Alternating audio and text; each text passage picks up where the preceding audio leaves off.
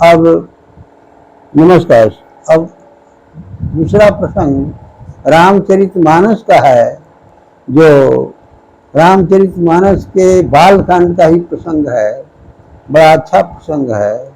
याज्ञवल्क्य मुनि ने भारद्वाज मुनि से कहा है, और यही कथा को, इसी कथा को शिव ने पार्वती जी से कहा है। और संक्षेप में मैं आप लोगों के समक्ष उस कथा को रख रहा हूँ। हिमालय के पास गंगा किनारे नारद जी शांत एकांत स्थान में बैठकर ध्यान मग्न थे, और ध्यान करने के पश्चात इंद्र को ऐसा विश्वास हुआ कि हमारी गद्दी को नारद जी ले लेंगे। इसलिए उनकी तपस्या को समाप्त करने के लिए या उनकी तपस्या में विघ्न बाधा डालने के लिए कामदेव को भेजा, और बसंत ऋतु की तरह सभी तरह के अप्सराएं गाना गाने लगी। बसंत ऋतु आ गया, सभी वृक्षों में फूल पत्ती फूल वनों में फूल खिलने लगे, और सभी वृक्षों में सुंदर सुंदर फल दिखने लगे।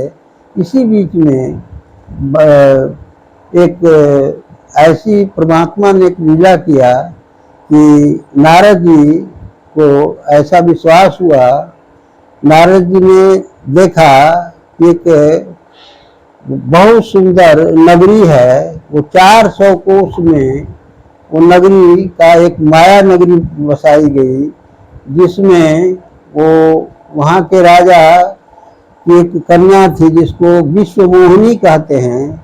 और विश्वमोहिनी के संबंध में वहाँ के राजा ने नारद जी से पूछा कि इसमें क्या गुण है, इसको किस तरह की ये कन्या है। तो नारद जी उसको देखकर मोहित हो गए और सोचा कि इसके साथ संबंध, शादी का संबंध हो जाएगा, हमको ये पसंद कर लेगी। तो भगवान के पास गए, लक्ष्मी के पति भगवान के पास गए, और भगवान जी से उन्होंने कहा कि हमको अपना स्वरूप दे दीजिए ताकि विश्वमोहिनी हमको पसंद कर ले।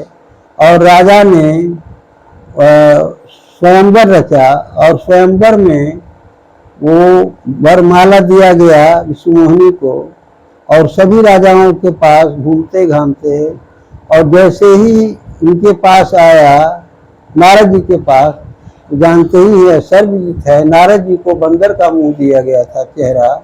तो इनके नजदीक आते ही उछल कूद करने लगे, और नारद जी ने सोचा कि मुझे ही यह वर माला मिल जाएगी और मुझे ही विश्वमोहिनी चयनित कर लेगी। लेकिन और इसी बीच में शिव जी ने अपने 2 गणों को भेजा जो ब्राह्मण के वेश में थे, और ये दोनों गण हंसते थे, इनके रूप को देख करके हंसते थे।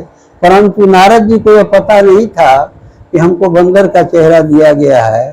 तो इसी बीच में जब हंसते थे तो नारद जी क्रोधित होकर उन को श्राप दे दिया था। और इसी बीच में वो दोनों गणों ने कहा कि आप अपने स्वरूप को देखिए। तो विश्वमोहिनी ने क्या किया, भगवान इसी बीच में वहाँ स्वयंवर में आ गए, और भगवान को वरमाला पहना दिया गया। तब नारद जी नारुष्ट हो गए और कहा कि हमको तो काफी बेइज्जती हुई। रास्ते में ही वो विश्वमोहिनी के लेकर भगवान जा रहे थे, तो नारद जी को भेंट हुई, और नारद जी ने कहा, शाप दे दिया भगवान को, जाओ तुमको बंदर की सेना ही एक समय सेना मदद करेगी, और बंदर से ही तुम्हें सहयोग मिलेगा, और तुम सीता के वियोग में परेशान रहोगे, दुखी रहोगे। इतना ही कहकर मैं अपनी वाणी को विराम देता हूँ। श्रोताओं को नमस्कार।